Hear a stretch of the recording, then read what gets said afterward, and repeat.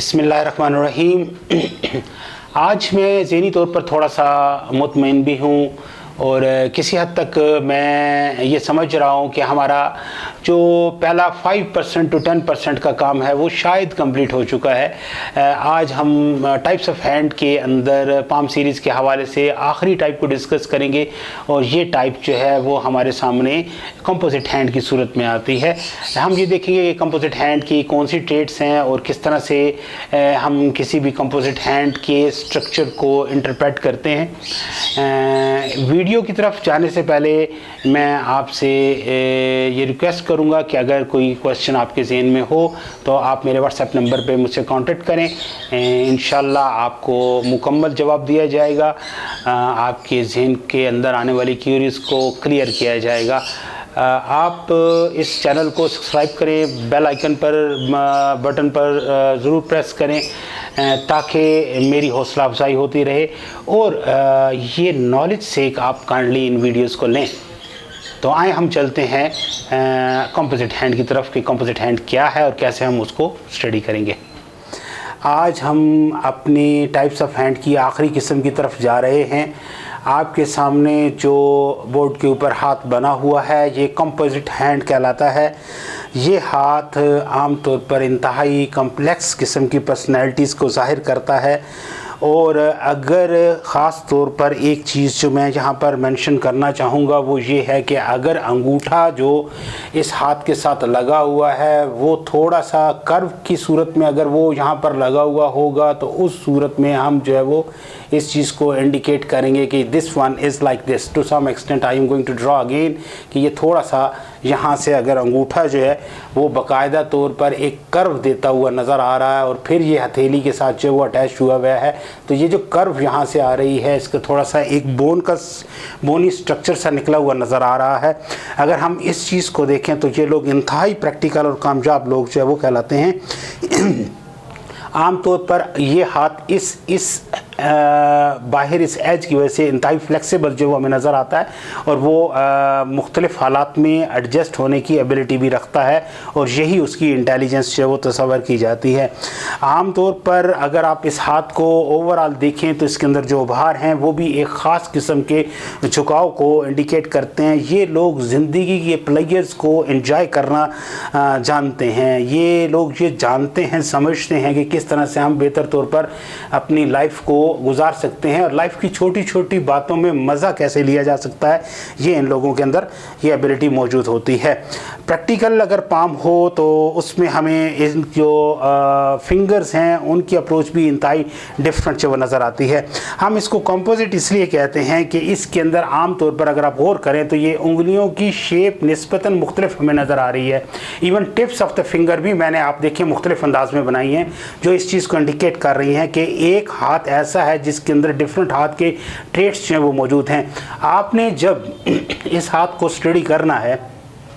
तो सिर्फ बज़ाहिर स्ट्रक्चर के हवाले से इसको डिस्कस नहीं करना। स्ट्रक्चर के हवाले से तो हमारे पास ये कंपोजिट फॉर्म में आ गया है, लेकिन हमने इस चीज़ को देखना होता है कि कौन सी फिंगर्स या उससे रेलेवेंट कौन कौन सी लाइंस इस हाथ पे अपना डोमिनेटिंग इन्फ्लुएंस शो कर रही हैं। जो भी फैक्टर यहाँ पे डोमिनेट करता नज़र आएगा हम उस परसेंटेज को ज़्यादा कंसिडर करते हुए हाथ की उस टाइप के को जो है वो उस टाइप को इसके अंदर अटैच करने की कोशिश करेंगे। मिसाल के तौर पर हम ये देखते हैं कि यहाँ पे लाइंस का फ्लो बहुत अच्छा है और ये नॉट्स जो है वो बने हुए हैं, उंगलियों के दरमियान ज़्यादा बने हुए हैं, तो हम इसको कॉनिकल हाथ जो है उसके साथ इसको जोड़ सकते हैं कि ये बेसिकली कंपोजिट हैंड है। बट इसमें ज़्यादा जो क्वालिटीज़ हैं 60% 70% वो कॉनिक हैंड वाली मौजूद हैं, लेकिन ये कॉनिक हैंड है नहीं क्योंकि बाकी 30% जो इसके अंदर ट्रेड्स मौजूद होंगी वो देखिए यहाँ से स्क्वेरिश टिप हो गई है या ये बिल्कुल स्ट्रेट लाइन बन गई है एक हाथ की, तो उस हवाले से इसको जो हम डिफरेंट अंदाज में इंटरप्रेट करने की कोशिश करेंगे।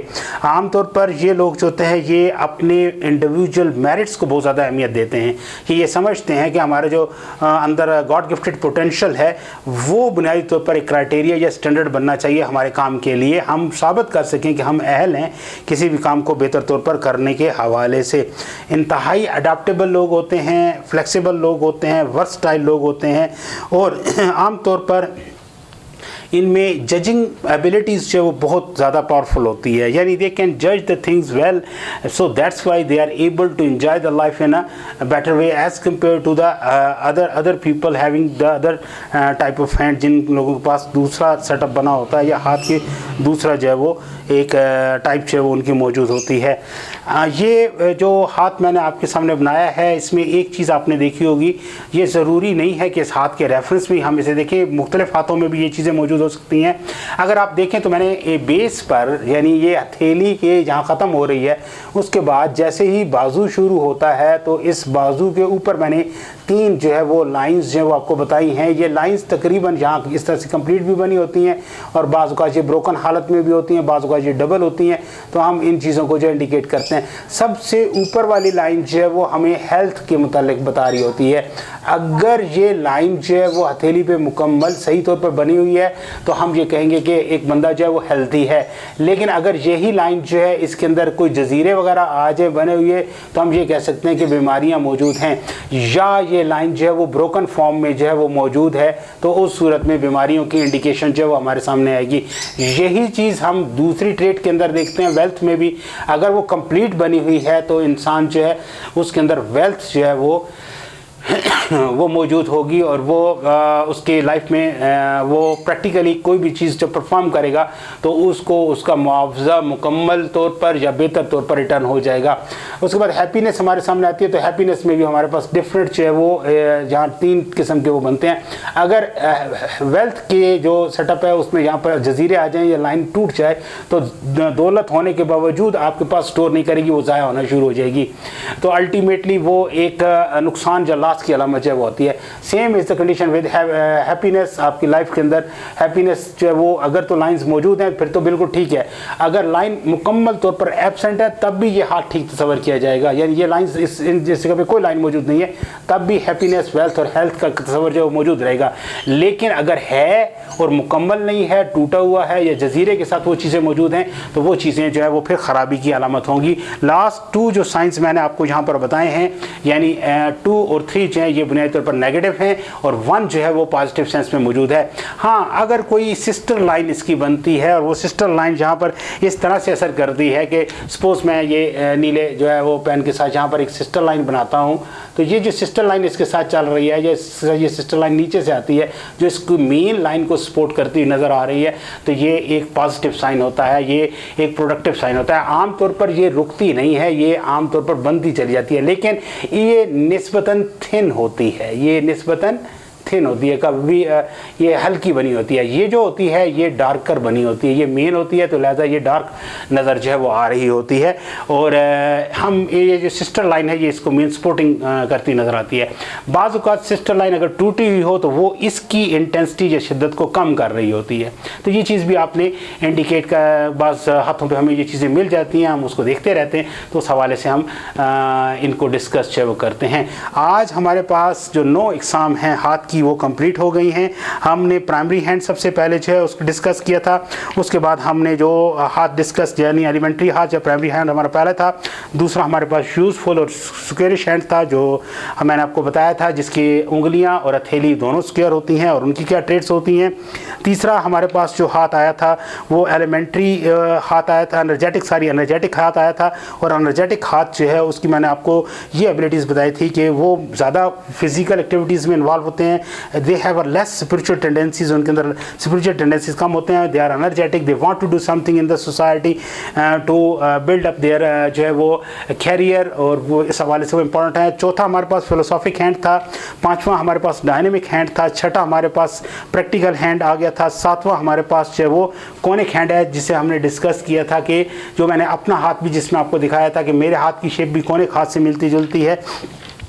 उसके बाद हमने जो है वो इंट्यूटिव हाथ को देखा था, जिसमें मैंने आपको इंट्यूशन के मुतालिक बताया था कि वो विजदानी हाथ होते हैं जो थियोरेटिकल हैं, दे आर नॉट प्रैक्टिकल। और लास्टली जो आज हमने हाथ पढ़ा है वो कंपोजिट हैंड है, जिसमें हमने जो है वो ये देखा है कि इसमें हाथ इस तरह से बना हुआ होता है, स्ट्रक्चर इस तरह से इसका बना होता है कि वो डिफरेंट किस्म के जो है वो हथेली के हवाले से भी देख लें और उंगलियों के हवाले से भी देख लें, डिफरेंट हैंड्स की ट्रेड्स जो है वो एक हाथ के अंदर नज़र आ रही होती है, वो मिक्सड हैंड इसको हम बाज़ का तस्वर करते हैं। How ever it is also a productive hand, और ये भी बेसिकली प्रैक्टिकल हो तो ये बहुत ही इफेक्टिव मेंबर के तौर पर, मेंबर ऑफ द सोसाइटी के तौर पर अपने आप को इंट्रोड्यूस कराता है। ऐसे हाथ रखने वाला इंसान अपने आप को एक कामयाब आदमी बना सकता है। उसमें तमाम वो पोटेंशियल्स मौजूद होती हैं और एक वक्त पे वो दोनों चीज़ें जो है एंजॉय कर रहा होता है। देखें, वो स्पिरिचुअल जो एस्पेक्ट है उसको भी इंडिकेट कर रहा होगा, और वो दूसरा जो है वो जो इंडिकेट है करता है प्रैक्टिकल जो है, थियोरेटिकल और प्रैक्टिकल दोनों जो है उस लाइफ के एस्पेक्ट को एंजॉय करता है।